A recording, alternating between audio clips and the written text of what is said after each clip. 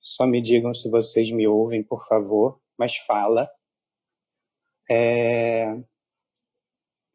Eu... Professor, estamos ouvindo sim. Ah, tá bom, obrigado. Gente, boa tarde, né? Em primeiro lugar, eu quero agradecer a mensagem, a participação e a presença de todos vocês em mais uma dessa nossa série de palestras que a gente tem chamado de Palestra em Casa.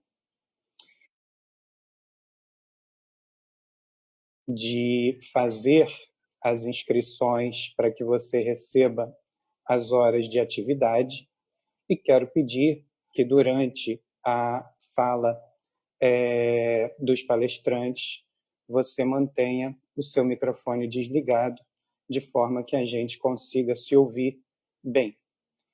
Hoje, comigo aqui está a professora Camila Marques, a quem eu já começo agradecendo pela presença, por ter aceitado o nosso convite para conversar um pouco sobre as questões étnico-raciais em tempos de crise.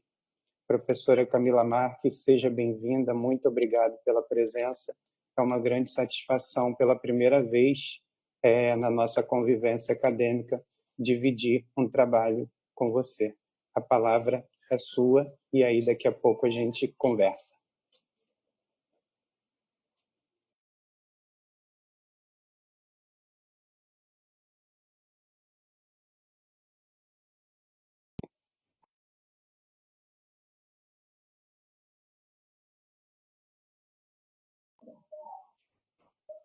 Oi, vocês estão me ouvindo?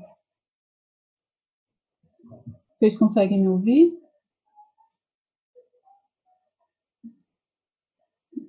Preciso que alguém me responda. Ok, estou vendo aqui pelo chat. Tá bom. Eu vou primeiro colocar o PowerPoint que eu preparei para essa tarde e aí logo em seguida eu começo, tá? Com os agradecimentos. Deixa eu só colocar tudo no esquema aqui, só um minuto.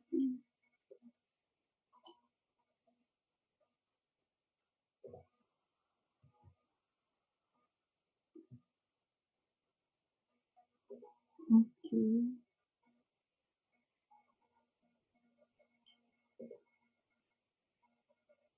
Eu acho que eu preciso de uma autorização para colocar o PowerPoint aqui. A monitoria está aí? Monitor? Oi, professora. Oi. Tem que clicar no Share Screen, não é isso? Isso.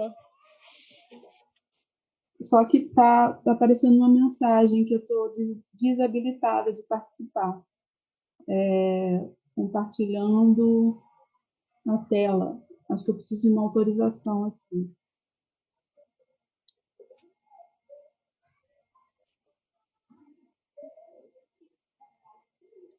Um segundo, professora.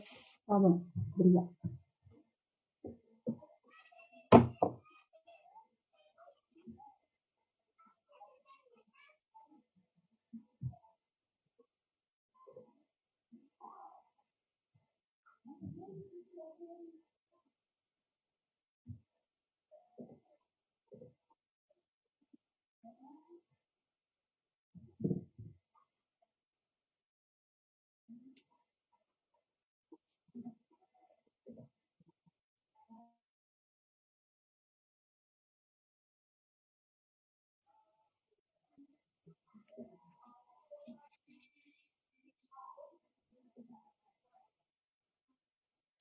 Professora, vê se agora a senhora consegue.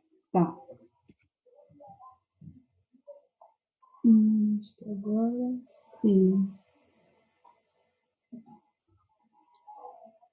Ok. Eu tenho que só ver como é que eu faço para colocar na tela tudo.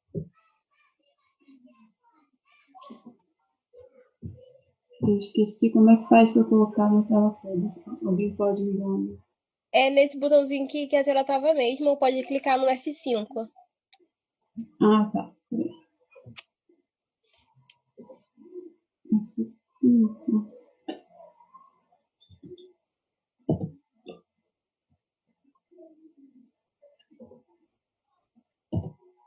Ih, gente, o que eu fiz aqui? Ah, tá.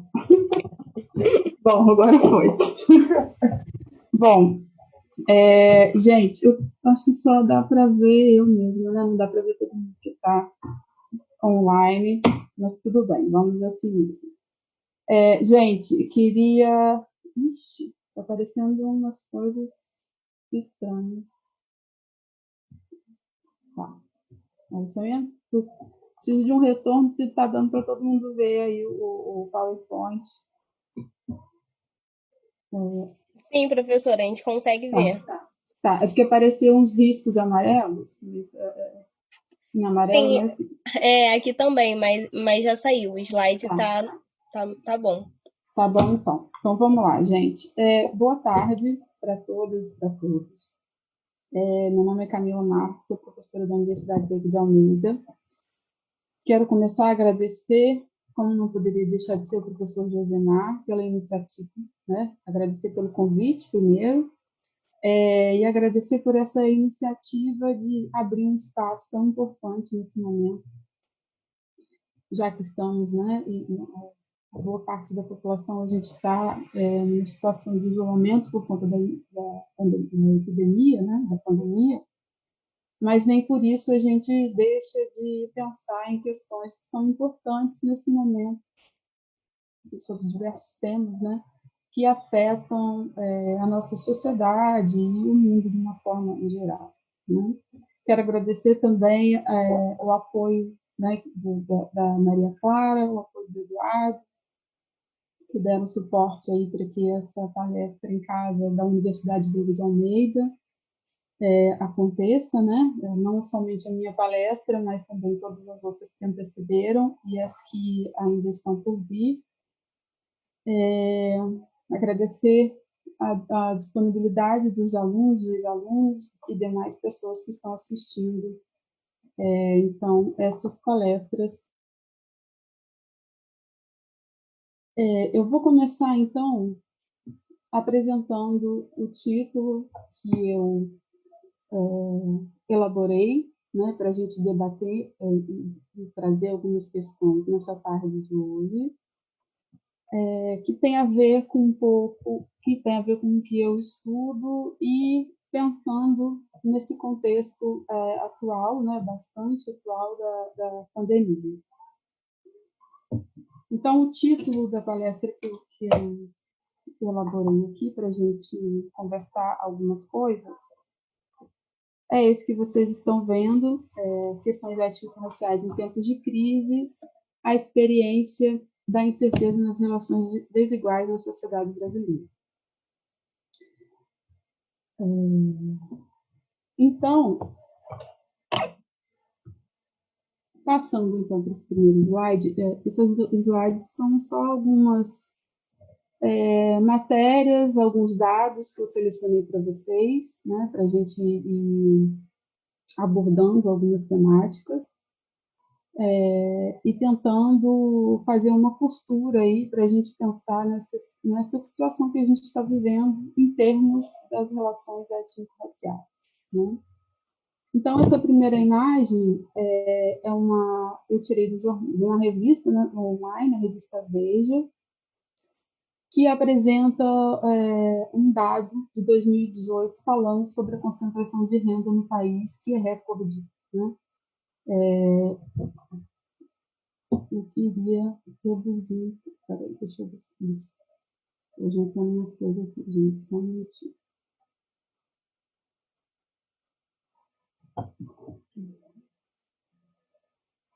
Tá. Então, essa imagem que mostra aí os prédios, né, de Copacabana na frente e adiante as construções sem infraestrutura, né, mais precária em termos materiais, fala dessa desigualdade em termos econômicos. Na verdade, a gente podia explorar essa imagem e falar de vários tipos de desigualdade, né? Mas essa notícia ela destaca uma questão econômica, né? Falando que o rendimento médio de 1%, do 1% mais rico da população brasileira é de 33,8 vezes o ganho dos 50% mais pobres, né? Então, essa é uma questão de desigualdade da sociedade brasileira, apontada aí por dados do IBGE de 2018, né? Para a gente começar a pensar como essa situação de incerteza, né, que eu trago no título, ela não é vivenciada da mesma forma pela população brasileira em geral, né? Existem diversas formas de desigualdade. A desigualdade no Brasil é um fato. Nós vivemos num país bastante desigual. Essa desigualdade que aparece nessa matéria mostra um aspecto econômico, mas existem outras formas de desigualdade, né? Então, na questão econômica, na questão da educação, desigualdades em termos regionais, desigualdades de gênero e também desigualdade das questões em relação, né, às questões étnico-raciais no Brasil. Então, todas essas desigualdades, a gente não pode fugir de enfrentar esse problema, nem devemos fugir de enfrentar esse problema, porque elas refletem no acesso, né, a direitos. Se a gente se propõe, né, viver e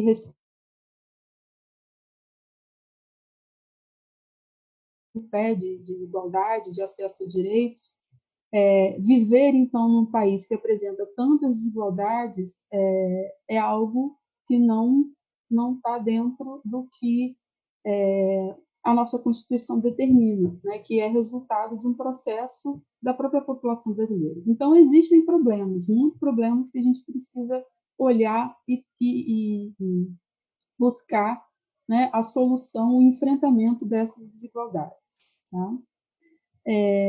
Todas essas desigualdades, para a gente, só para dar um exemplo, né, o estudo, a análise dessas desigualdades, elas podem ser feitas através de importantes instituições de pesquisas que levantam dados, né, que fazem gráficos, que trazem para a gente informações para que a gente possa, então, analisar o desenvolvimento social, né, tanto na atualidade, mas como também um desenvolvimento mais na longa duração, né, em prazos maiores. Então, só alguns exemplos: a gente tem o IBGE, com os censos que são realizados de 10 em 10 anos, a gente tem dados do IPEA, que são dados mais econômicos, mas também tem o Atlas da Violência, né? O INEP na questão da educação. Então, existem várias instituições, né, que levantam dados para a gente analisar essas desigualdades presentes na sociedade brasileira. Então, a necessidade de compreender isso como fato, a desigualdade, e entender que as incertezas elas atuam, né, nos indivíduos de forma diferente, exatamente por conta dessas desigualdades, é importantíssimo para a gente, então, a partir dessa compreensão, buscar expor, né, cada vez mais situações de desigualdades e atuar para a transformação, então, desse cenário. Né? E aí a gente atua nos espaços de possibilidade de cada um, né? De formas individuais e coletivas, no sentido de fazer com que essa Constituição recente nossa ela seja uma Constituição levada, né, de uma forma efetiva para todos os brasileiros. Então, aqui eu trago nesse slide mais um reflexo dessas desigualdades, né, com algumas taxas, também com dados do IBGE, mostrando como é que essas incertezas, né, e essas dificuldades de garantir o direito igual a todos os brasileiros, como isso se expressa em números. Então, a gente tem aí dados de 2016 2017 do PNAD, que é uma análise mais com um intervalo menor, né, que os censos do IBGE, que vão fazendo umas atualizações do cenário brasileiro e trazendo esses dados para a gente. Esses dados estão disponíveis na agência de notícias do IBGE, eu coloco aqui no cantinho para quem está vendo, acompanhando aí o slide, está a referência, está disponível na internet. E essa referência traz esses dados, né, das desigualdades. Taxa de analfabetismo em 2016 para brancos foi calculada em 4,2%, enquanto pretos e pardos, né, que representam a população negra no Brasil, é maior, né, quase aí a metade, mais da metade, né, o dobro, aliás, 9,9%. Em 2016, 1.835 crianças de 5 a 7 anos trabalhavam, né? Desse total, 35,8% crianças brancas e 63,8% de pretos ou pardos. Então, essa desigualdade vai se refletindo e aparecendo em termos de cor, né? No caso das desigualdades étnico-raciais. O rendimento médio dos trabalhos, se a gente for ver, de acordo com o que os dados estão mostrando, né? A média do rendimento do trabalho para pretos, né? Que é uma das caracterizações que o IBGE coloca nos recensamentos, nas pesquisas, a média desse rendimento do trabalho é de R$ 1.570, enquanto para brancos é R$ 2.814, né? E a população parda é um pouquinho acima da população de pretos, de R$ 1.606. E o mesmo cenário se repete aí na taxa de desocupação, né? Pensar essas desigualdades específicas em termos das relações étnico-raciais no Brasil, né? Esse viés que atravessa a sociedade brasileira. Tá? Então, é bastante ainda, né, difícil, né, não sei se difícil não é a melhor palavra, é um desafio ainda a gente tratar das questões étnico-raciais no Brasil. Né?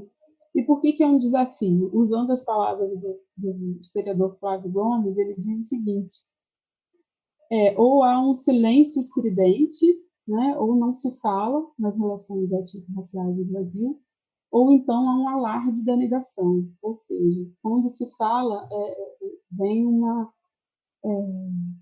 onda, né, dizendo que não existe racismo no Brasil. Então, ainda é um tema bastante polêmico, apesar dos dados, apesar dessas desigualdades que se expressam também na cor, né?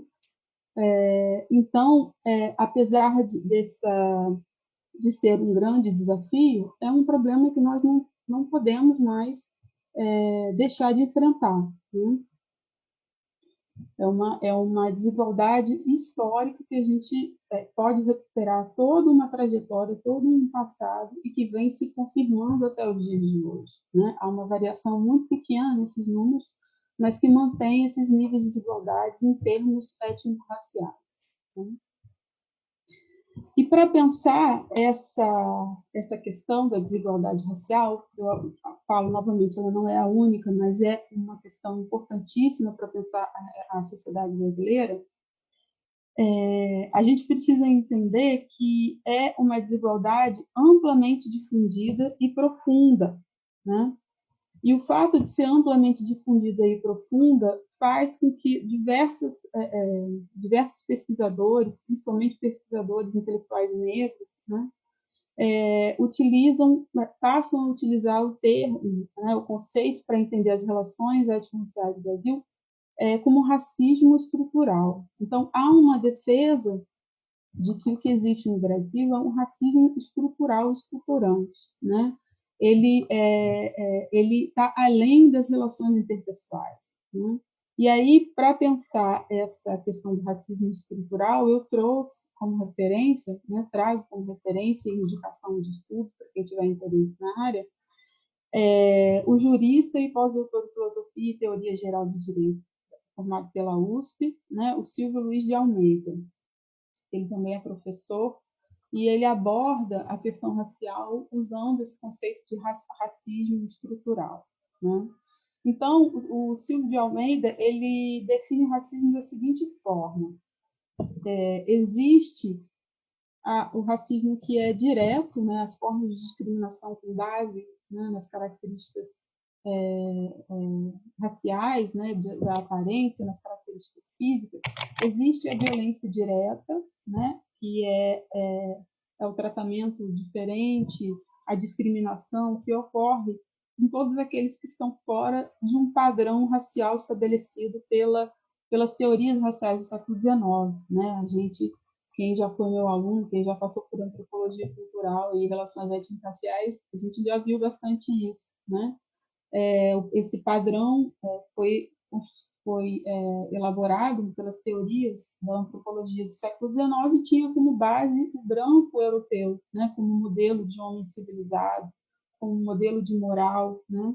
Então, todos aqueles que não pertencem a esse padrão são passíveis de sofrer essas violências, né, que passam por estigma, passam por uma desqualificação, né, por uma série de tratamentos que interiorizam esses sujeitos que não pertencem a esse ideal, né, elaborado por essas teorias raciais, que colocam o modelo branco como um homem universal, né, um exemplo de civilização padrão, né, o homem civilizado padrão.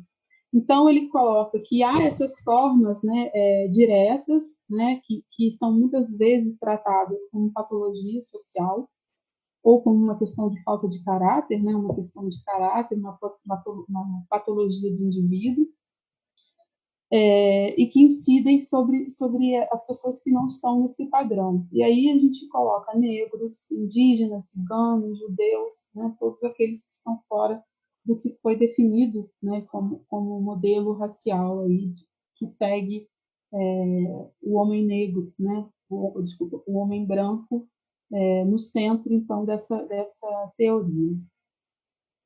Só que o que a gente vive no Brasil está muito além dessas formas diretas e individualizadas, né? Única, presente somente nas relações interpessoais. Para o Silvio de Almeida, a sociedade, e para outros autores também, outros intelectuais que estudam as relações raciais, o racismo no Brasil ele é estrutural porque ele é a própria norma, né? A norma das relações, a forma como as relações sociais no Brasil se configuram, né? Dentro das instituições, nas estruturas sociais, faz com que a própria subjetividade das pessoas reproduzam o racismo. Então, ele pode ser inconscientemente esse padrão de homem civilizado, né, que passa pela questão do grupo branco, isso desde cedo é internalizado dentro dessa sociedade que é racista estruturalmente.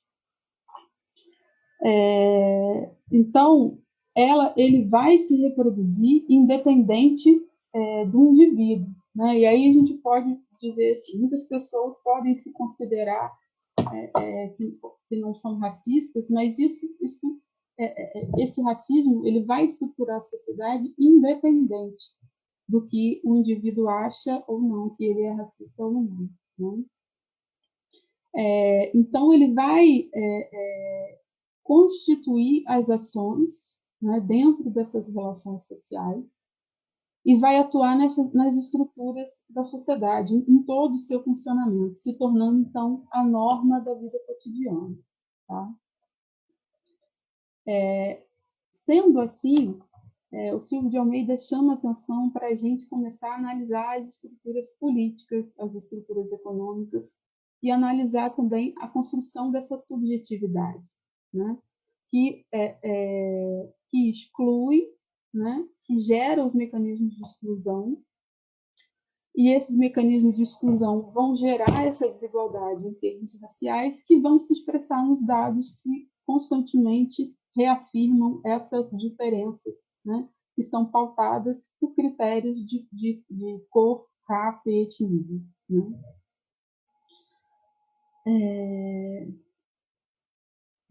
Um dos aspectos que ele chama atenção, né, para a gente perceber o quanto o racismo é estrutural no Brasil, ele fala da naturalização ou do fato de não ter nenhuma ação concreta por conta da ausência de pessoas negras, e aí a gente pode estender também pessoas indígenas, né, em certos ambientes. Não há um espanto, né, em determinados ambientes, isso nem é percebido quando não existem pessoas negras em determinados ambientes. Né? Então, isso significa que existe uma normatização desses lugares que são definidos, né, para cada grupo racial dentro da sociedade brasileira. Né? Então, a ausência de pessoas negras ou a ausência de pessoas indígenas em lugares de privilégios, em lugares de poder, né?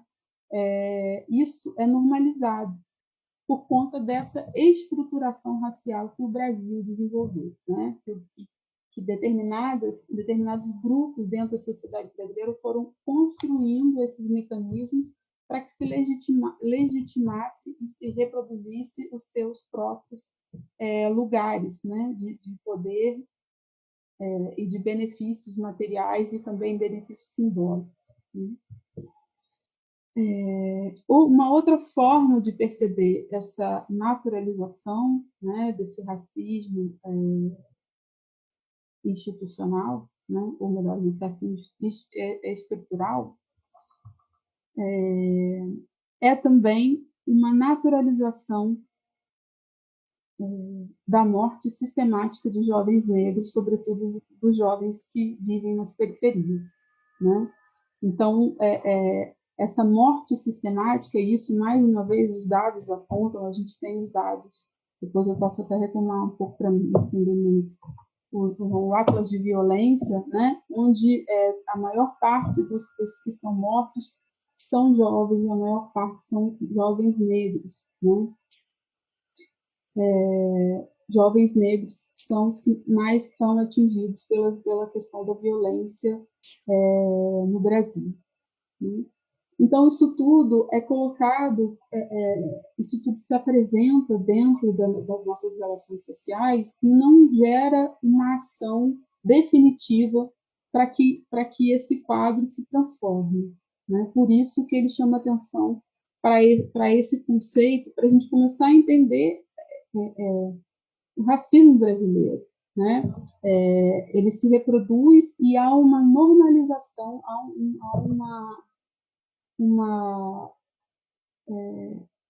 aquilo que deveria ser exposto como algo para se abominar acaba parecendo uma norma, né?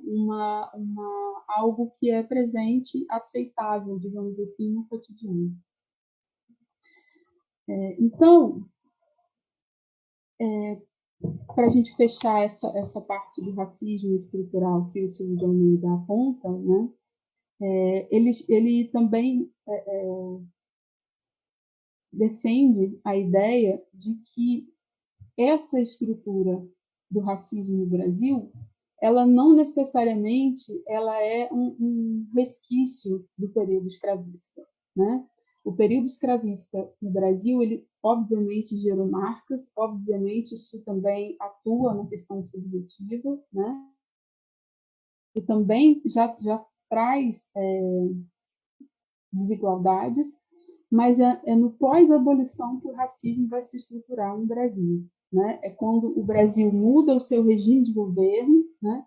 Acaba com o estigma, né? Acaba com a caracterização da escravidão, se instaura a República, né? A República é proclamada, e é nesse momento que o racismo vai começar a estruturar essas relações de cunho racial para manter, né, na base do poder, uma elite branca que está em contato com as teorias raciais que vêm da Europa, né, e vai aplicar a um modo abrasileirado essas teorias para dominar, né, ou se manter nas instâncias de poder dentro da República Brasileira, né, no período pós-abolição da República em diante até os dias de hoje. Né?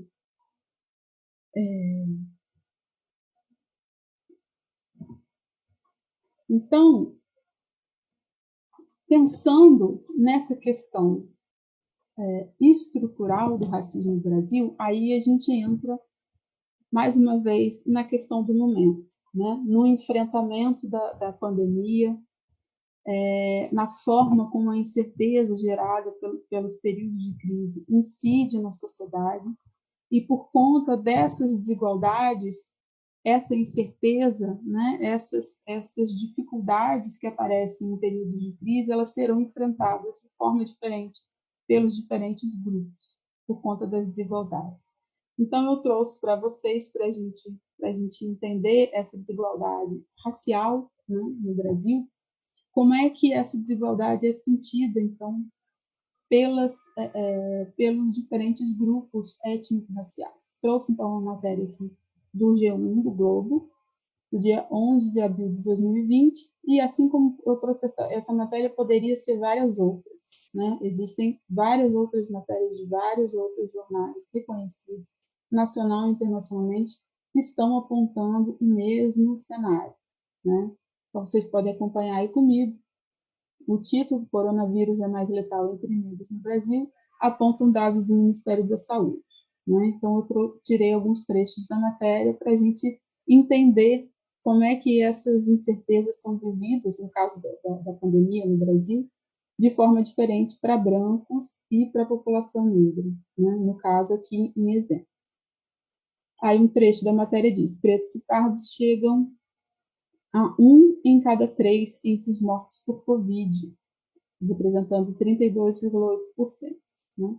Casos podem estar ligados à desigualdade social e doenças associadas. Né? E mais embaixo, esses dados refletem a primeira onda de contaminados pelo novo coronavírus. Pessoas de alto poder aquisitivo que viajaram para fora do país e voltaram com o vírus.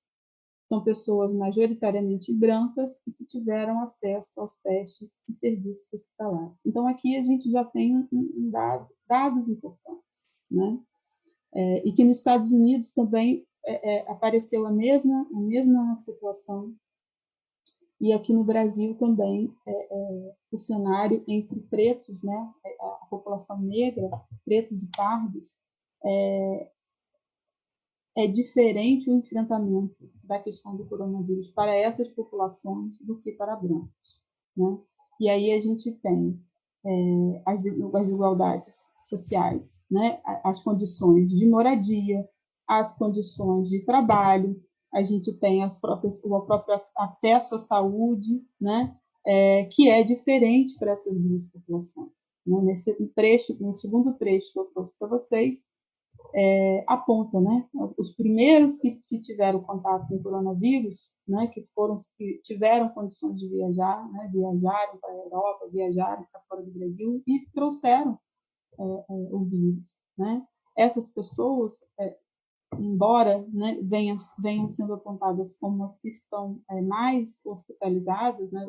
Estão mais contaminadas, elas são as que morrem menos, porque têm acesso aos serviços hospitalares, porque têm uma condição de saúde melhor, né? Enquanto que a população negra, pretos e pardos, a sua saúde está mais debilitada, né? O acesso ao sistema de saúde é mais precário, né? O próprio sistema de saúde único, né? O SUS, o Sistema Único de Saúde, também passa por uma situação muito de precarização, né, dificultando o acesso a essa parcela da população pobre, né, majoritariamente negra, formada por negros, no enfrentamento dessa situação que gera uma incerteza muito grande, incerteza em relação aos seus trabalhos, incerteza em relação à sua saúde, né? E são as que mais estão expostas na rua por conta da sua impossibilidade, na maioria das vezes, de fazerem um isolamento como é o orientado, né, pelas organizações de saúde para essa pandemia. A segunda imagem também é mais do mesmo, infelizmente, né? Um dado também que reflete sobre a dificuldade dessa população negra, e no caso específico dessa matéria, eu estou chamando a atenção para a questão das mulheres negras, né? O primeiro caso de morte no estado do Rio de Janeiro foi de uma empregada doméstica, embora não se tenha declarado a cor, né, dessa pessoa, né, dessa primeira pessoa que morreu no estado do Rio de Janeiro, há um dado de que a maior parte das domésticas, né, são mulheres e são mulheres negras, né? Então, existe também mais um dado, né, de como essas incertezas incidem sobre essa população, né, atravessando aí questões de gênero e raça, atravessando questões de classe e raça, né, e que a gente precisa expor para pensar em formas de superar essas desigualdades.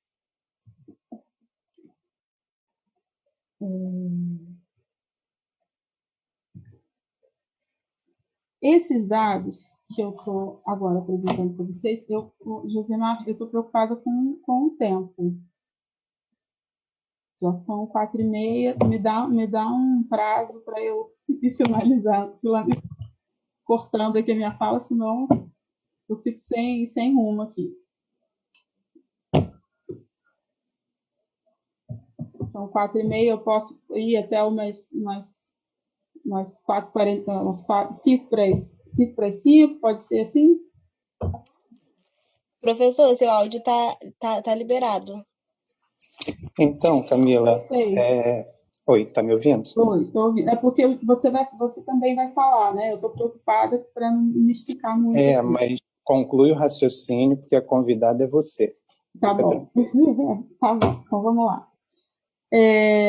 Então, esses dados que eu trouxe agora são os dados para a gente pensar essa população negra, né?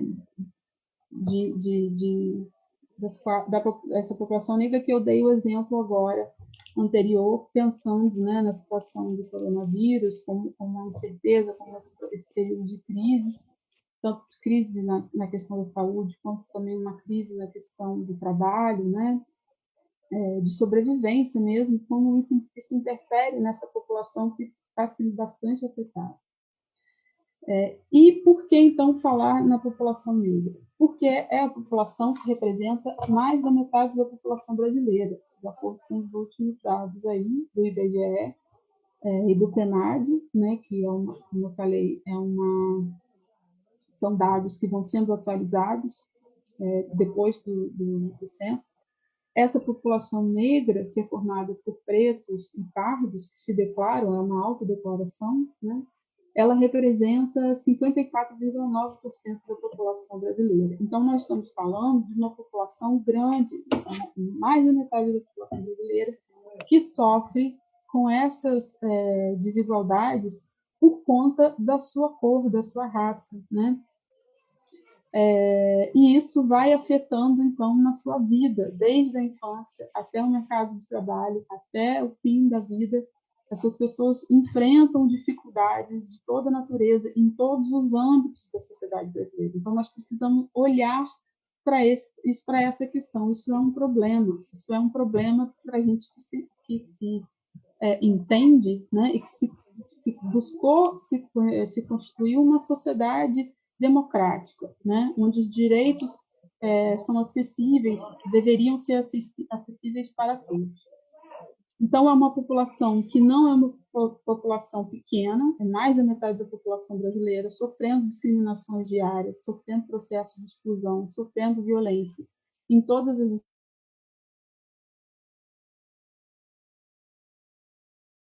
Essa população, ela descende, né, ela foi formada dentro de um processo também violento, que foi o processo colonial, o tráfico transatlântico, de africanos que foram retirados à força, né, pelo processo colonial brasileiro e trazidos para um contexto totalmente desconhecido, totalmente de uma forma que não era vontade dessas pessoas, e vieram para cá e aqui se constituíram novas relações sociais, né? Então, essa população negra no Brasil, ela tem uma história, né? Ela tem um passado que é ligado a esse processo de violência, mas também é ligado a um processo de construção desse país, né? E isso não é reconhecido. Isso precisa ser reconhecido para que essa desigualdade racial seja superada de uma vez por todas, né? Então, eu passei duas imagens. A primeira imagem, então, traz esses dados da população negra, em números, né?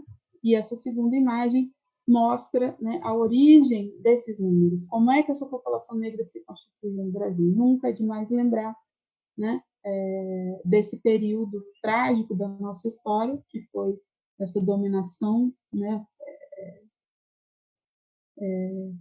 colonial, né, portuguesa, né, que trouxe africanos para cá.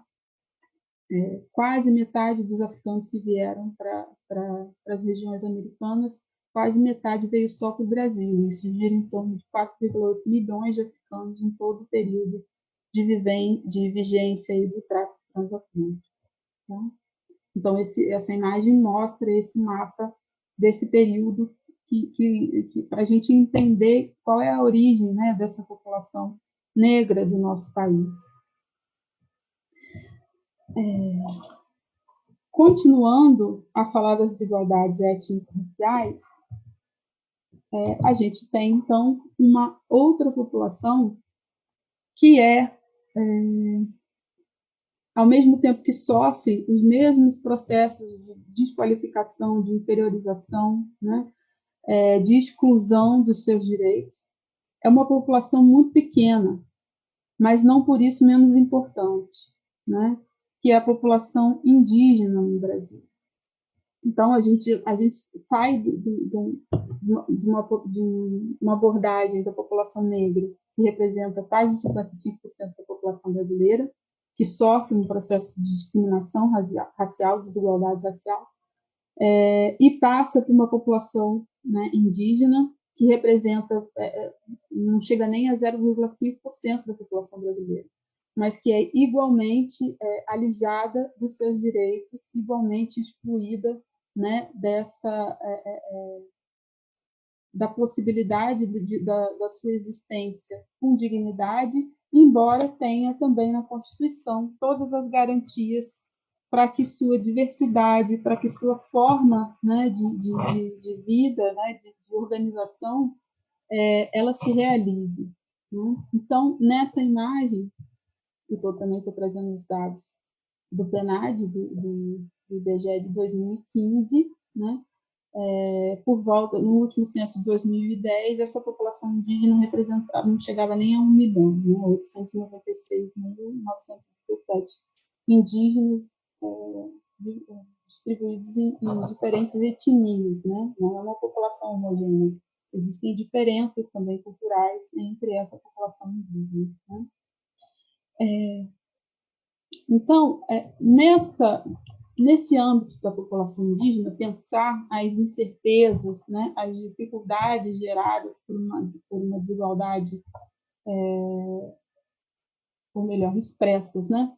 Essas desigualdades que são expressas pensando na população indígena, se apresenta ainda de uma forma mais complicada, porque pouco, né, ou nada se fala sobre o racismo contra os povos indígenas. Isso é uma crítica e é uma abordagem feita pelo Ailton Krenak, que é um intelectual indígena. Ele é indígena, né? Estuda a questão indígena, militante, e ele aponta como que há uma invisibilidade para essa questão indígena no Brasil, né? Faltam estudos sobre violência, sobre racismo e sobre migração. tanto no campo da história, como no campo da antropologia e também no campo do direito, né? Então, ele traz essa informação, chamando atenção, né, para esse aspecto dessa população, que é uma população que existe desde o momento colonial, né? Esses dados da população, eles expressam essa violência, né? Esse extermínio desse processo colonial até os dias de hoje, né? Embora a Constituição traga a garantia desses direitos originários territoriais, né? O direito à diferença, né? Ao mesmo tempo, é uma população que não deixa de sofrer ataques nos seus territórios, embates jurídicos e legislativos liderados por aqueles que têm interesses opostos aos interesses das populações indígenas, né? Que são ruralistas, missionários, mineradores. Então, é uma população que, desde o processo colonial, ela luta pela garantia da sua existência, né? E isso em momentos normais, digamos assim. Isso em momentos normais, entre muitas aspas, né? E essas incertezas, esse desafio de manter a existência dessa população que já é pequena por conta de um longo processo de violência, se torna um desafio ainda maior em períodos de crise, né? Então, esse próximo slide é só para a gente lembrar que essa noção que a gente tem dos índios, né, restritos, dessa população indígena restrita aos seus territórios, ela também, a gente precisa pensar sobre isso, né? Não é porque pessoas, né, índios vão estudar, vão fazer faculdade, que eles deixam de ser índios, há toda também uma questão que envolve isso, né, dentro dessas relações étnico-raciais. Nesse outro slide, eu trouxe um mapa, né, da Embrapa, que mostra esses territórios indígenas, são mais ou menos aproximadamente 600 unidades. Esse é um mapa de 2017, um levantamento de 2017, feito pela FUNAI, né? E mostra essas áreas protegidas, que deveriam ser protegidas pelo Estado, né? Então, além de lutarem contra uma epidemia que pode dizimar essa população, eles ainda lutam contra outros problemas ao mesmo tempo, né? Invasões de terras, né? Assassinatos de lideranças indígenas que volta e meia, né, acontecem. É só a gente acompanhar qualquer jornal, qualquer notícia que aparece nesses dados para vocês. E aí, para a gente observar diretamente a questão, né, da pandemia, né, para essa população indígena, entendendo as dificuldades que essa desigualdade gera, né, para a população indígena, uma matéria do El País, do dia 6 de maio, que diz o seguinte: os indígenas da Amazônia lançam um SOS para pedir proteção ante a pandemia. E aí, trechos da matéria, né? A veterana antropóloga Manuela Carneiro da Cunha, da Comissão Arnes, explica em entrevista que 23 povos indígenas vivem na região, que 23 povos indígenas que vivem na região de São Gabriel, o primeiro Yanomami a morrer era um adolescente de 15 anos que contraiu o vírus em terras invadidas por garimpeiros de ouro, né?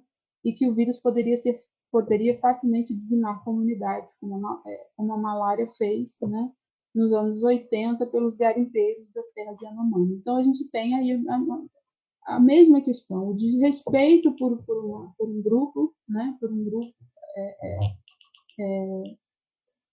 que sofre esses processos de discriminação de cunho étnico-racial, né? Isso acarreta vários problemas, não somente o problema da pandemia, mas o problema das invasões. Eles se relacionam e eles tornam cada vez mais difícil a vida dessas populações, tá? E aí, para a gente caminhar para o final, que já indico esse último slide, é o seguinte: o que nós podemos fazer? O que se pode fazer para transformar esse quadro de desigualdade no Brasil, desigualdade em termos étnico-raciais, para a gente superar de vez a reprodução desses números, né, dessas relações que insistem em se reproduzir. Primeiro, expor e combater o racismo, né, nas suas diferentes instâncias, tanto nas relações interpessoais quanto nas estruturais e institucionais, né, e apoiar as ações antirracistas. Né? Eu coloquei a frase da Angela Davis, que expressa exatamente isso. Agora já não basta mais não ser racista. Né? Agora a gente precisa ser antirracista para superar definitivamente essa desigualdade em termos das relações étnico-raciais. Né? E para a gente pensar ainda mais nesse combate, a gente precisa pensar o papel dos brancos, né? Desse grupo branco. Então, para essa questão específica, eu trago como referência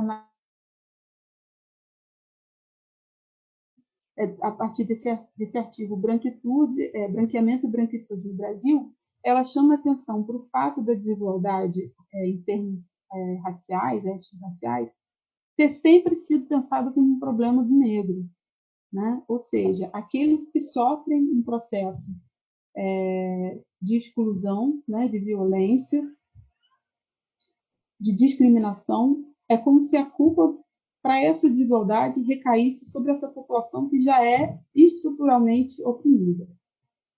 Então, ela inverte, ela chama atenção para a gente pensar o outro lado da moeda, né?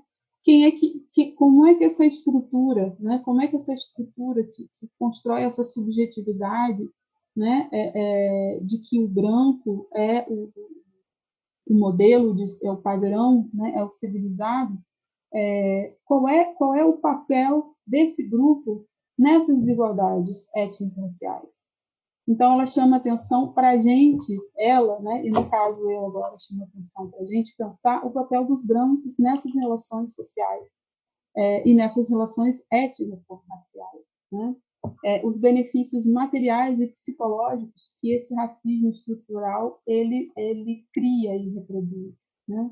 Benefícios materiais de que tipo? Do acesso ao mercado de trabalho, né? Dos salários maiores, do acesso ao ensino superior. Né? Essa população branca, por ser o modelo, por ser o padrão, ela não carrega esse estigma que os não brancos carregam. Né?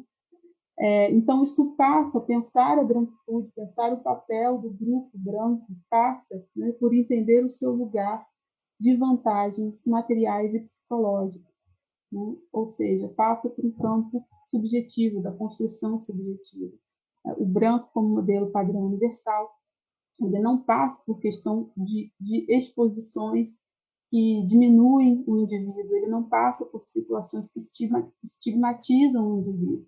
Só para a gente dar um exemplo do que aconteceu essa semana, o caso de uma aluna de um colégio, né, do Rio, da Zona Sul, a gente até comentou, né, a gente comentou, eu comentei com o Josemar na organização da palestra, e eu fui ler a matéria e vi os xingamentos, né, as palavras que foram dirigidas para uma aluna negra.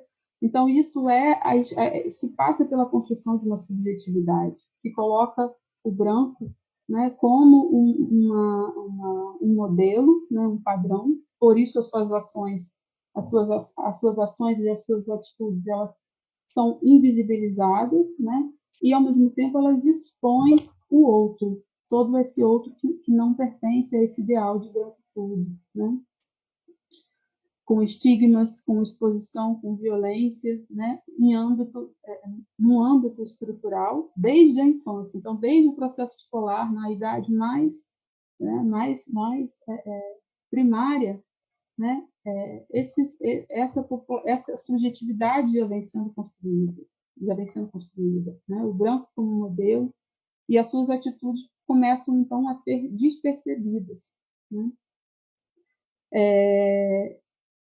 Vale destacar que esse padrão foi elaborado pela elite branca brasileira, essa elite que estava em contato com a intelectualidade europeia, né, para buscar saídas para manter o seu lugar de poder econômico, político e social no período do pós-abolição. Então, é nesse momento que acaba a escravidão, né, no pós-abolição, é no momento da construção de um novo regime da República, que esse racismo, né, pensado por essa elite branca brasileira para manter os seus lugares de poder, ele vai ser estruturado, e essa estrutura vai, então, se internalizando nas instituições, em todas as instituições, né?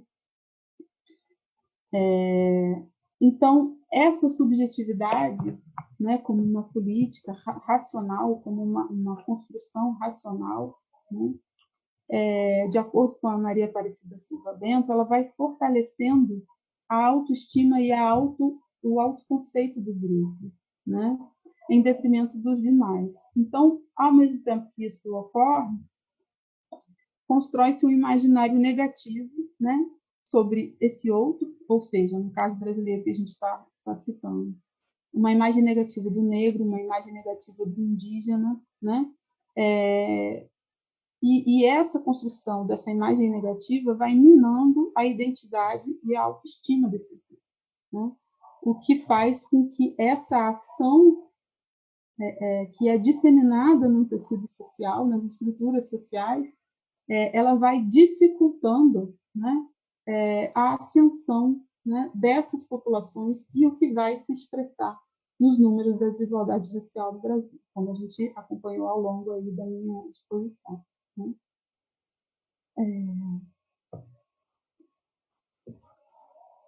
Então, de um lado, a gente tem, e aí eu estou caminhando já para o final, tá? A gente tem a estigmatização e a violência que gera a exclusão de um lado, né? Por parte desse grupo branco, né? E, de um outro lado, existe a não percepção das suas próprias atitudes, tá? Que vão gerando benefícios, né? É uma espécie de pacto, né? E que se coloca como uma aversão àquele que é diferente. Então, dessa forma, o racismo vai se tornando estrutural, ele se torna, né, estrutural e estruturante, como coloca o Silvio de Almeida, e fechando, então, com uma fala do Ailton Krenak, ele diz que o racismo é uma epidemia global, usa de compreender e aceitar a diferença, né? Então, para a gente superar esse cenário de desigualdade, né, e exclusão em termos étnico-raciais, a gente precisa passar a lidar, né, com a diferença de uma outra forma, né? Existe uma diversidade cultural, isso é inegável, mas tem que existir uma igualdade de tratamento, de acesso a direitos, né, por todos aqueles que fazem parte dessa sociedade. Então, não basta atualmente não ser racista, é preciso ser antirracista e combater todas as formas de exclusão em termos raciais, né, étnico-raciais, desde as relações interpessoais até as estruturas. Fico, então, por aqui.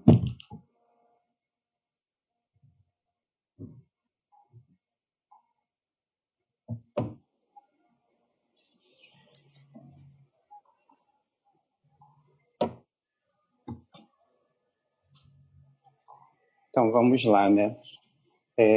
Tudo certo com o áudio, Maria Clara? Tudo, professor.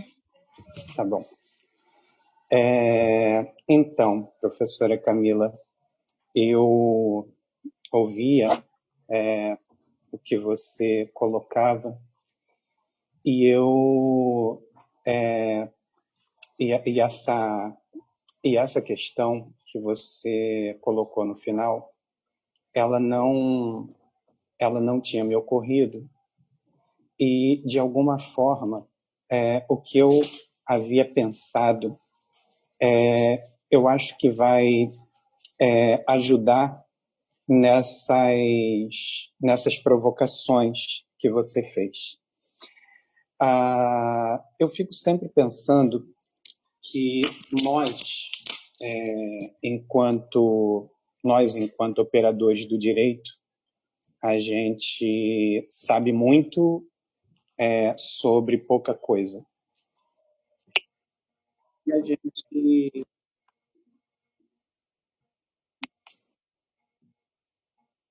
a gente acaba, né, precisando, de alguma forma, pensar sobre algumas coisas que são colocadas para a gente, né, no dia a dia. Outro dia, a gente deu título a essa palestra e divulgou essa palestra junto com as demais. E aí, alguém me pergunta assim, o que tem a ver questões étnico-raciais com o problema da Covid-19? Que planta é essa, meu amor? E aí, claro, veio a provocação e eu aceitei a provocação para falar sobre isso. Em primeiro lugar, eu vou começar que acho que a professora Camila desenvolveu de forma completa o que caberia para começar a explicação dessa pergunta, a resposta para essa pergunta. Então, se você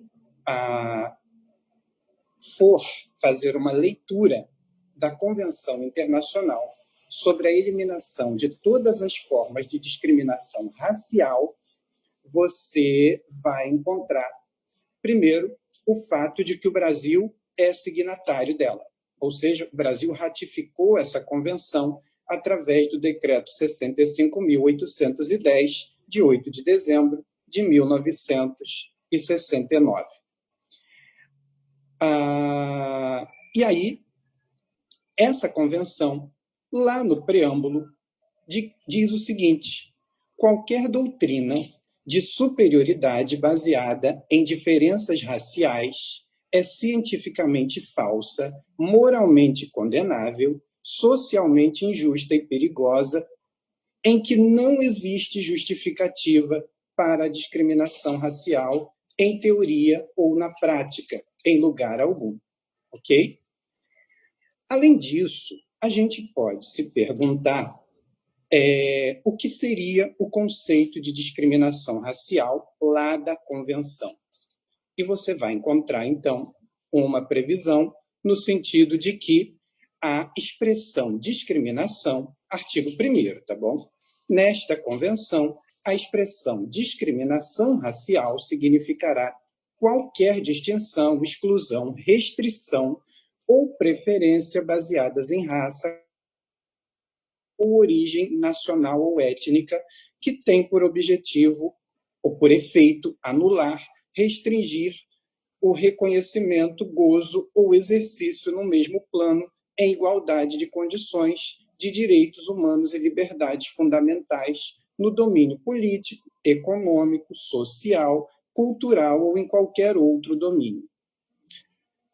Bom, e aí a nossa questão vem muito para a gente pensar, então, que internacionalmente nós temos uma legislação ou um conjunto de convenções que trata do racismo, trata da discriminação racial e não especificamente em relação a negros, como eu ouço muitas argumentações, por que tem uma convenção para os negros e não tem para os demais? Em primeiro lugar, não é verdade. Você vai pegar a convenção e você vai ver que ali não tem nenhuma determinação específica de que aquela convenção se refere aos negros. Então, esse é o primeiro aspecto que eu acho que a gente deve firmar na resposta dessa pergunta: o que tem a ver questão racial com problemas, com questões relativas ao momento que a gente está vivendo, esse momento de pandemia. Então, essas convenções, elas não estão postas para vitimizar ninguém. Se trata, basicamente, de você compreender um fato a partir do que este fato apresenta. Vamos pensar, então, que, em termos de estudos, você vai encontrar uma argumentação contrária a diversas políticas. Ou seja, primeiro, eu não escravizei ninguém. Você deve ter ouvido essa frase em algum momento. E aí, evidentemente, quando você diz assim, eu não escravizei ninguém, o que você está dizendo é, eu não tenho nada a ver com isso. Chora não, bebê. Você tem. E por que você tem? Em primeiro lugar, porque a responsabilidade por reparação de injustiça, ela é coletiva, ela é estatal. E o Estado somos, em última análise, todos nós, enquanto sociedade, que nos organizamos politicamente. O que quer dizer o seguinte, que se você, em algum momento, cair num buraco da prefeitura ou do Estado, quem vai te indenizar? A sociedade como um todo, não é? Não é isso que a gente aprende lá em responsabilidade civil do Estado? Ainda assim, vamos imaginar que você recebeu ou tem uma herança para receber. Você tem uma herança para receber e, evidentemente, quando você... Essa herança, normalmente, você também não construiu e você aceita receber, mas você não quer a responsabilidade de reparar injustiças históricas. Ou seja, esse argumento, ele beira a bobagem, para a gente ficar numa palavra bem pueril. Em segundo lugar, a gente ouve o argumento, quando se fala de reparação por meio de medidas compensatórias e temporárias, as chamadas cotas. Aí você ouve assim, cota é privilégio. Vai lá que seja. A gente pode pensar que, enquanto negros eram escravizados, homens brancos controlavam a política, a economia e a religião, né? Então, privilégio por privilégio, alguém já teve o seu. Então, não tem problema nenhum ter ser privilégio. Ainda que não seja, a gente sabe que não é. Mas por que você está falando de cotas? O que isso tem a ver com o que você começou propondo? Bom, vamos lá. Eu não vou entrar nessa discussão sobre cotas agora, e eu usei, na verdade, esses dois exemplos para a gente perceber que quando a gente deixa de fazer determinadas políticas, a gente torna o grupo mais vulnerável para situações como essa que a gente está vivendo. A gente vive querendo meritocracia, muitas vezes, sem pensar que meritocracia pressupõe pontos de partidas idênticos. E aqui, a meritocracia é entre descendentes de escravos e descendentes de senhores. Ou seja, ponto de partida idêntico para quem? E de vez em quando você ouve assim, eu sou negro e eu não concordo com nada disso e eu acho que eu vou chegar onde quiser. Perfeitamente, você não é impedido, você não está proibido de usar o discurso da meritocracia e de procurar praticá-lo. Mas esse argumento, por você ser negro, ele não se torna melhor nem pior do que o do outro que entende que são necessárias políticas compensatórias. E, portanto, se você não é obrigado a exercer determinados direitos ou determinadas medidas compensatórias, parta no seu sonho de medidas, né, de políticas de meritocracia. Não tem problema nenhum. A gente só não pode partir para o argumento de autoridade. Josemar, mas o que você quer dizer com tudo isso? Eu quero dizer o seguinte, a gente tem... existe uma frase, que eu não me lembro de quem agora, permitam-me não lembrar, que diz o seguinte: fatos são coisas teimosas. E os fatos, eles estão, muitas vezes, retratados em pesquisas. Em primeiro lugar, vamos pensar no Sistema Integrado de Informação Penitenciária, o Infopen, que diz o seguinte, aliás, em 2012, dizia o seguinte: os jovens representavam 54% da população carcerária brasileira.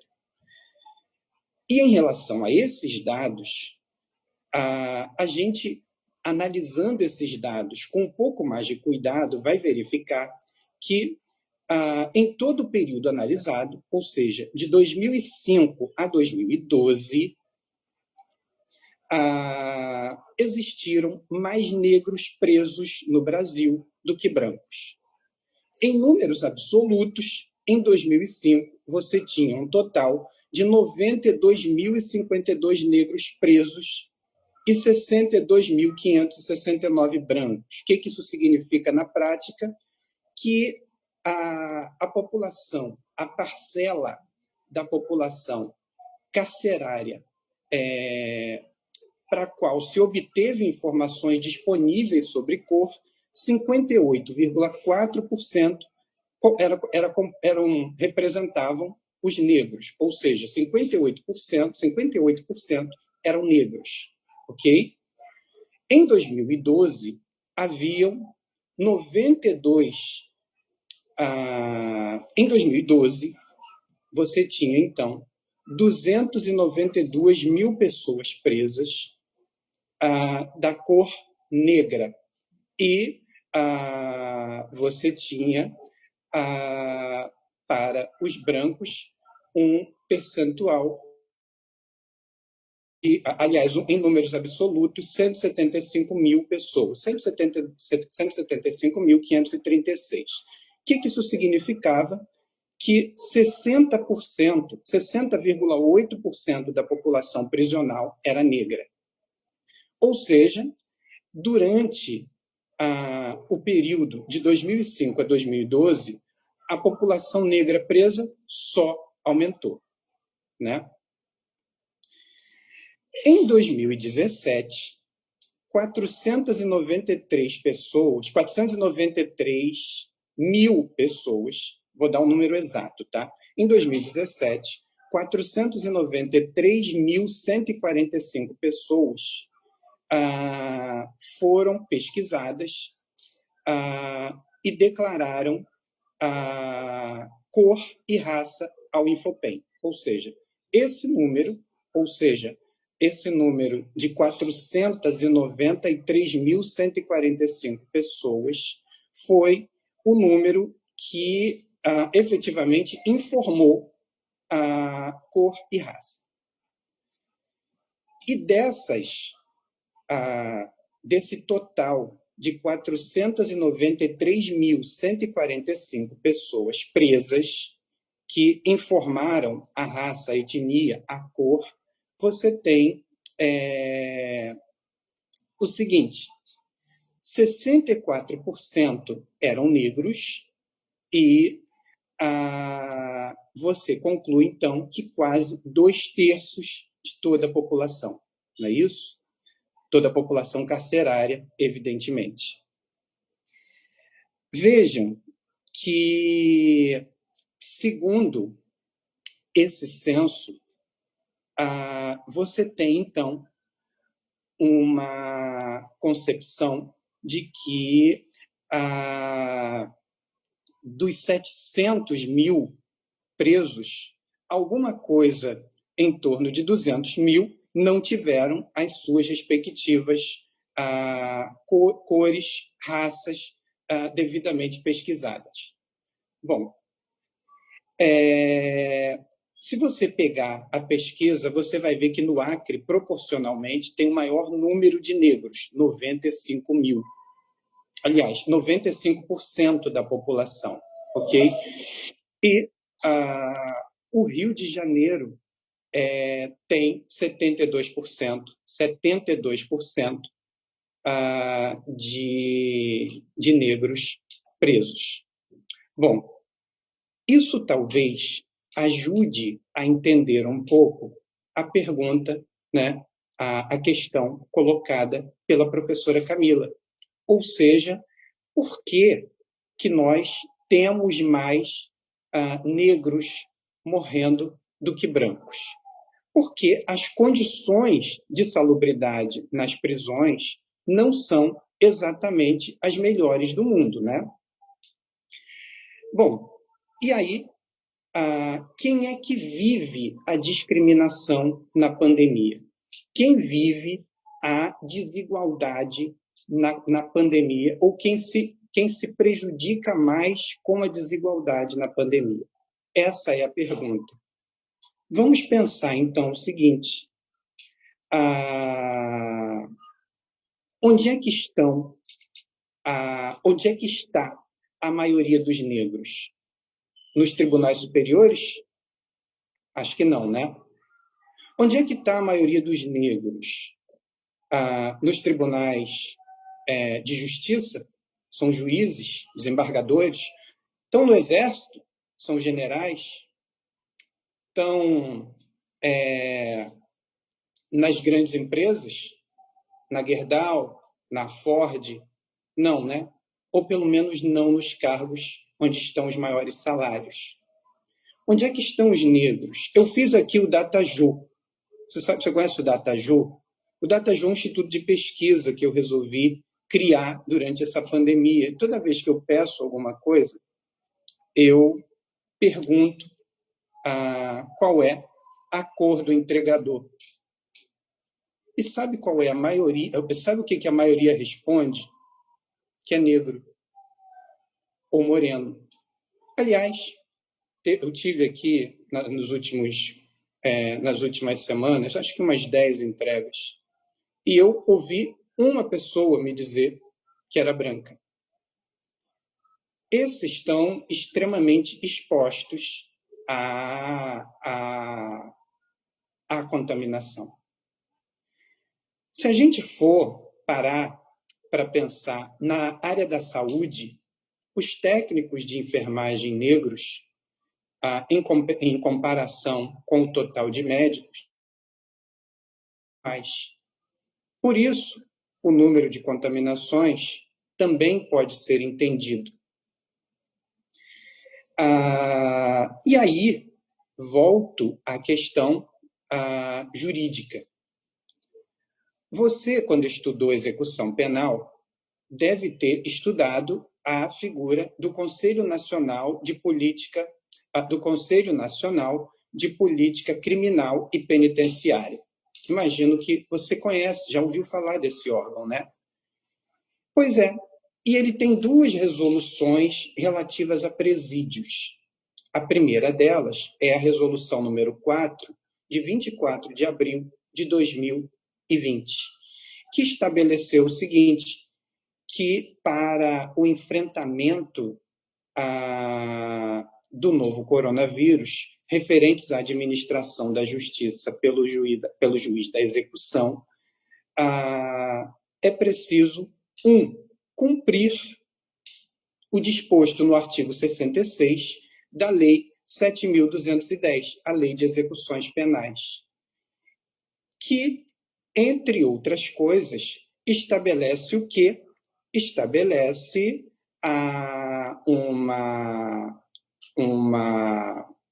um tipo de audiência, que é a audiência por videoconferência, com a finalidade de que se obtenham informações a respeito das medidas preventivas adotadas pela direção dos presídios quanto ao novo coronavírus. Você jura que eles vão cumprir isso?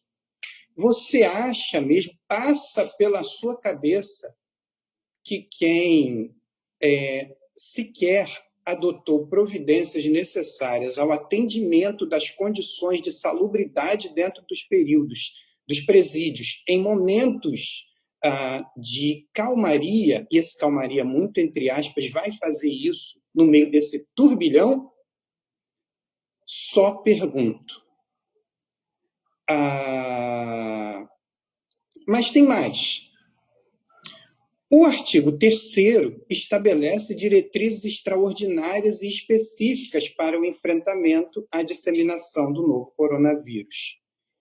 E aí, entre outras coisas, estabelece que deverão ser observadas algumas medidas,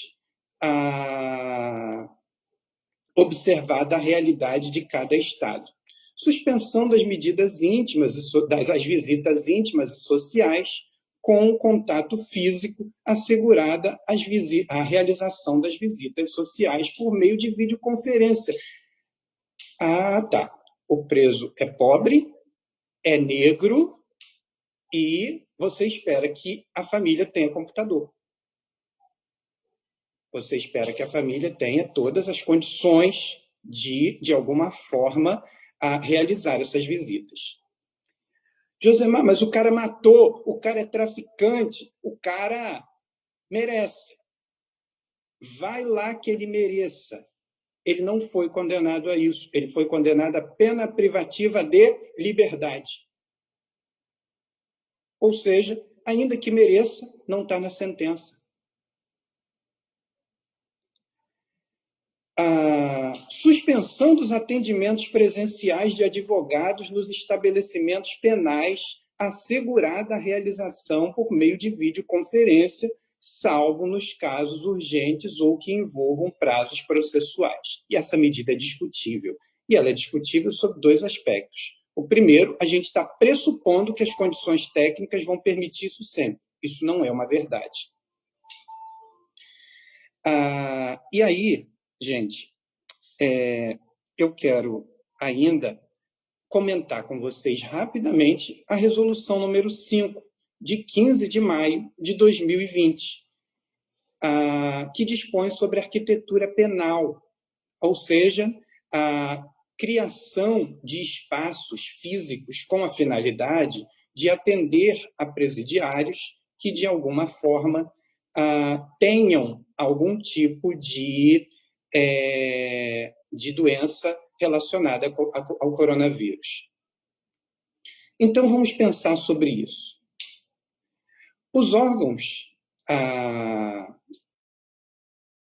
segundo, o Departamento Penitenciário Nacional e os demais órgãos de administração penitenciária ficam autorizados a buscar e implementar soluções alternativas e temporárias para as unidades prisionais, visando a instalação de estruturas extraordinárias específicas para o enfrentamento do novo coronavírus, observadas as seguintes diretrizes.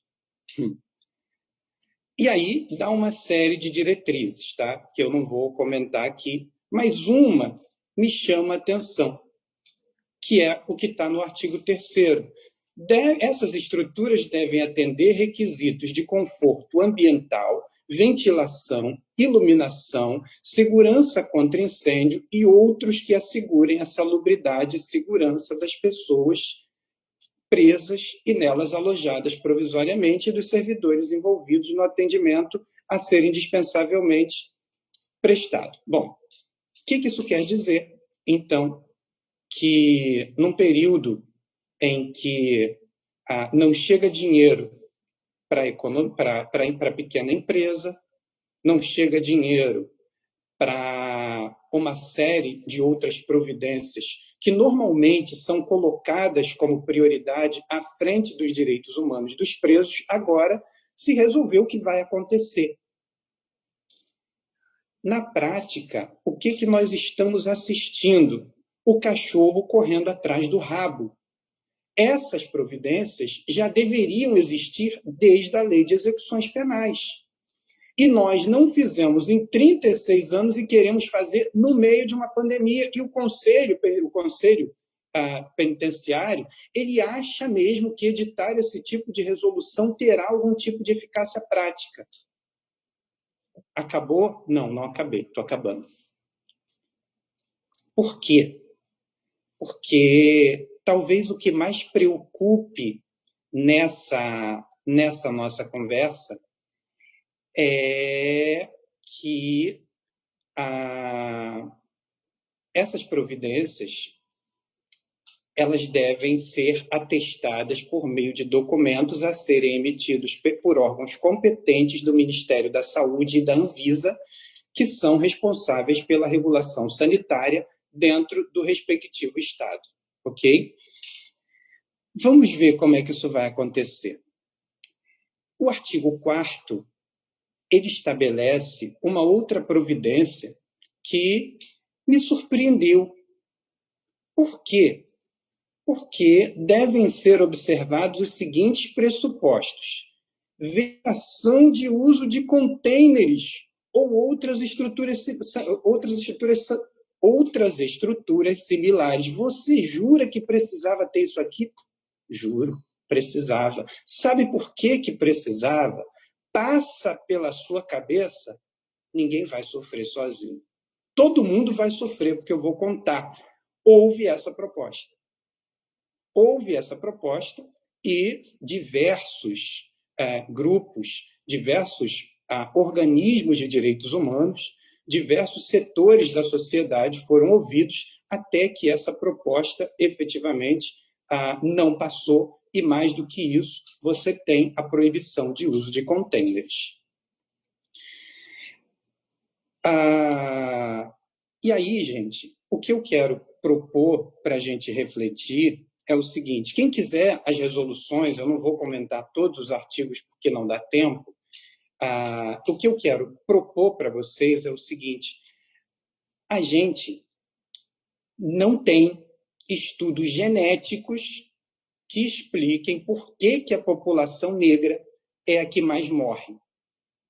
A gente não tem esses estudos, mas a gente tem estudos sociológicos e antropológicos que explicam o que nós, enquanto sociedade, fazemos para que morram mais negros e mais pobres no Brasil durante a pandemia. Eu acho que era isso que eu acho que era importante dizer, e aí quero, Maria Clara, que você veja para a gente se tem perguntas no Facebook ou se temos perguntas por aqui.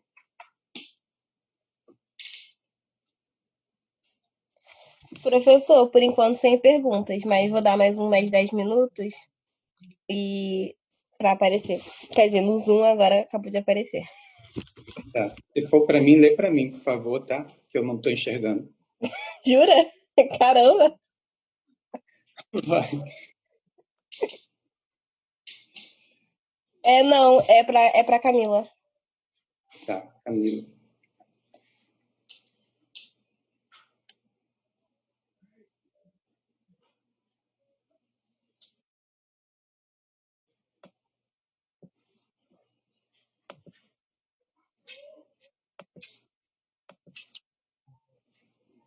Oi, pronto. Estava tentando retornar aqui o áudio. Muitas novidades nesse período. Eu vou ler aqui.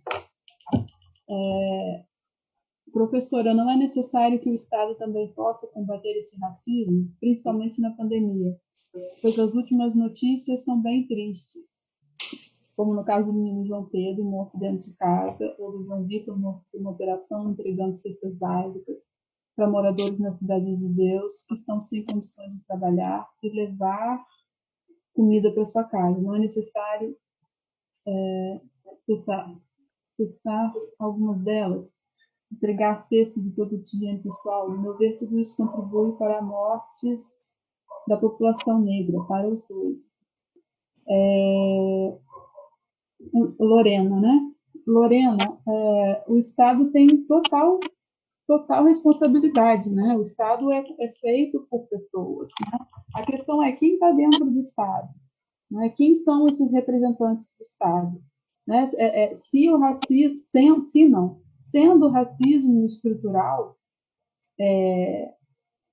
e sendo o grupo, né, desse grupo branco, majoritariamente homens brancos privilegiados, né, que tem como interesse manter os seus espaços de poder, é muito difícil que esses grupos, essa elite, seja uma elite econômica, uma elite política, majoritariamente feita por homens brancos, né, é muito difícil que eles tenham vontade política para resolver essas desigualdades, né? Então, é um dever do Estado, mas precisa ser cobrado por movimentos sociais.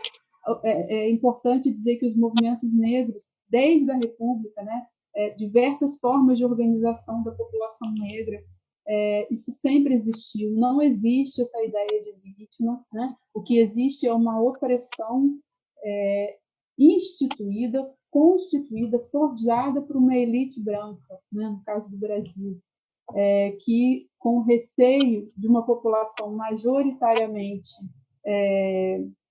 negra, né? No final do século XIX, na segunda metade do século XIX, se viu ameaçada com o fim da escravidão, né?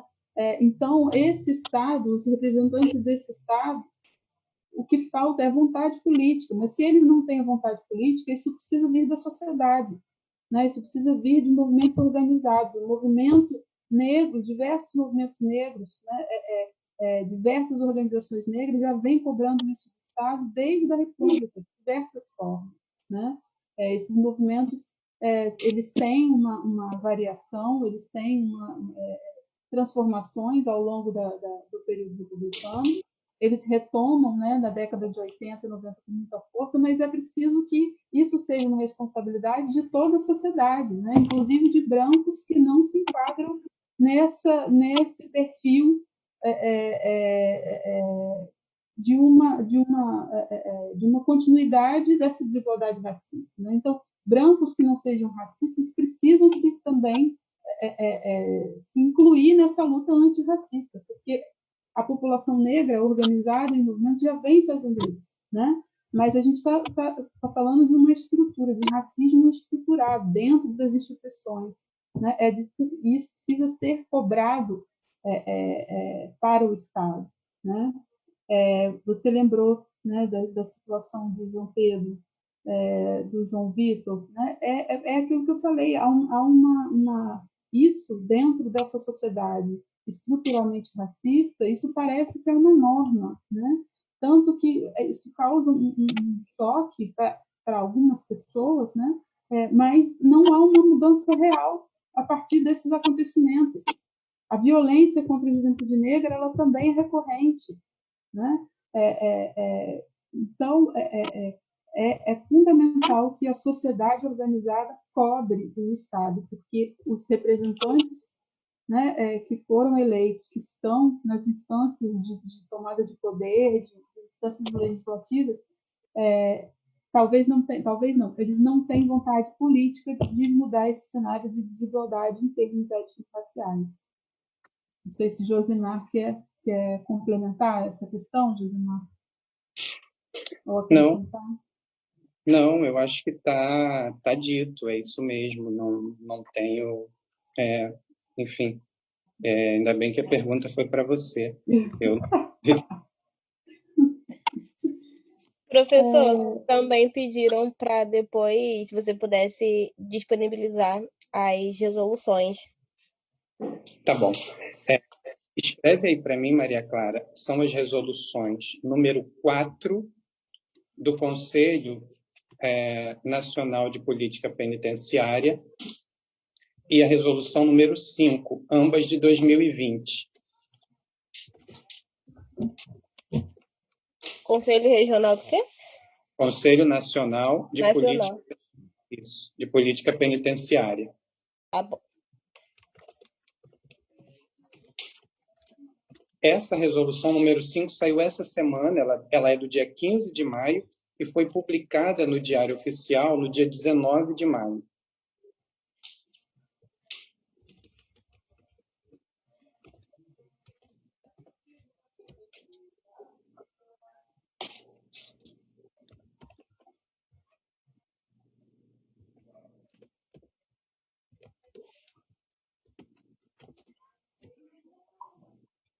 Pronto, coloquei no bate-papo já. Tá bom. Algo mais? No Facebook tem uma pergunta para o senhor. Josemar, muito se fala sobre o genocídio negro como um modelo implícito de governo. essa negligência estatal com as periferias, principalmente agora, em época de pandemia, pode ser entendida como uma forma de reafirmar a estrutura dessa violência? De quem a pergunta? Isabela Ribeiro. Isabela,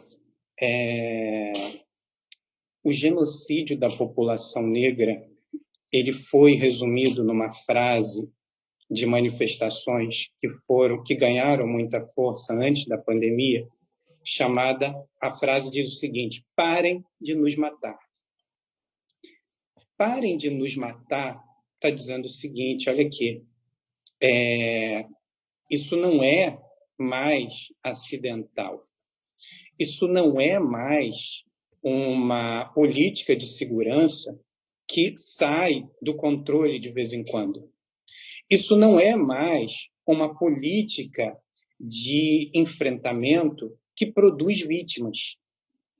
Isso é a assunção de um comportamento que sabe que vai produzir o resultado e provavelmente faz cálculo de qual resultado vai produzir. Eu diria para você que nós temos no Brasil, e sobretudo em estados como Rio e São Paulo, a percepção de que a repercussão de homicídios contra a população negra é como vontade, ela dá e passa. E, infelizmente, boa parte dos governantes, e falo dos que estão no poder agora, e falo dos que tiveram, eles negligenciaram essa questão. Mas, mais do que negligenciaram, eles tornaram homicídios da população negra, eles tornaram genocídio contra a população negra instrumento de propaganda para dizer o seguinte: morreram tantas pessoas. E aí, para dizer mais o seguinte: mas nós apreendemos tanto em cocaína, tanto em maconha, tanto em fuzil, como se isso justificasse algum tipo de homicídio que praticam. Então, para te responder de forma objetiva, o Estado brasileiro não tem uma política clara para dizer o seguinte: nós temos tais e tais ações aprovadas em tais e tais documentos para reduzir a mortalidade da população negra. Procure e mostra para mim. Você não vai encontrar. E sabe por que não vai encontrar? Porque a gente pode dizer o seguinte: o Estado, e aí estou falando do Estado, sem falar no ente impessoal, estou falando de quem está no poder e quem esteve no poder, sabe que não vai conseguir manter essa política de enfrentamento, essa guerra louca de combate às drogas, sem matar a população negra. E não é que não vá conseguir porque não pode. É porque simplesmente esta política de Estado tem dado certo, e esse dado certo, muito entre aspas, tem dado certo para certos fins que eu chamaria de fins individuais e subalternos, que normalmente se aplicam, aparecem nas eleições.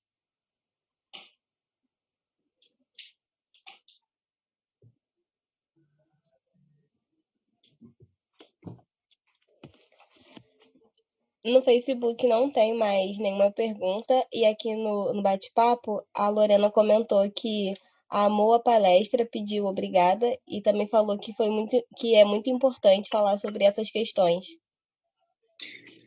Tá bom, Maria Clara. Camila, algo mais a acrescentar?